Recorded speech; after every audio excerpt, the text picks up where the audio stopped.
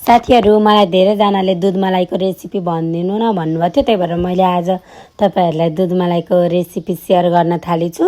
सुरुमा हामीले दुध बसाल्ने अनि दुध मजाले उम्लिसकेपछि त्यसमा भेनेगर कागती जेले फटाए पनि हुन्छ, चलाउँदै अनि थोरै हाल्दै गर्ने। अनि त्यसपछि फाटेर रेडी हुन्छ अनि हामीले सुतीको कपडामा त्यसलाई मजाले छान्ने, त्यसको पानी निचर्ने अनि एउटा गरुङ्गो चिजले 1 घण्टा जति अट्ठाएर छोड्दिने।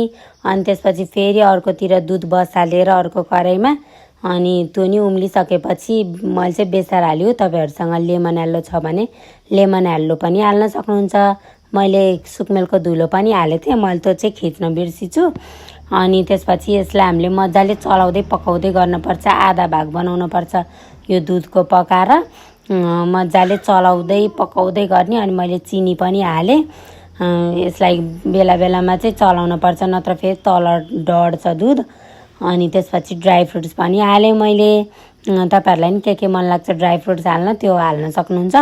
अनि मजाले चलाउँदै पकाउँदै गर्ने। अनि त्यसपछि यो पाकुन्जेलसम्म मैले अनि अर्कोतिर कराई बसालेर चास्नीको लागि रेडी बनाउँदै छु। सुरुमा चिनी हालेँ, पानी चाहिँ हामीले चिनीको 3 भाग जति हाल्नुपर्छ, बढी हाल्नुपर्छ 3 गुणा।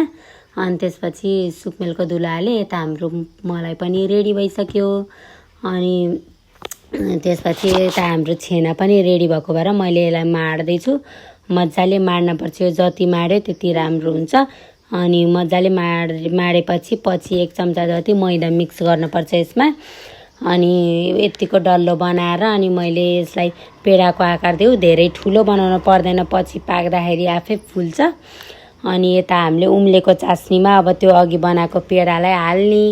अनि त्यसपछि छोपेर मजाले घरि कता गर्दै पकाउने। अनि हाम्रो दुध मलाई पनि रेडी भयो, चिसो बनाएर खानु।